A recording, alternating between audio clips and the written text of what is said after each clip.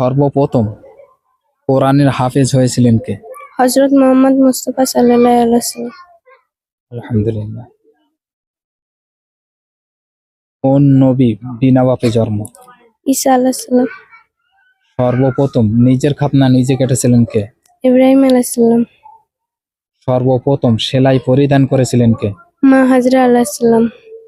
নবীজি কত বছর হায়াত পেয়েছিলেন? 63। ফেরেশতাদের কিবলা কোন? বাইতুল মামুর। আমাদের নবীজির দাদার নাম কি? Abdul Muttalib.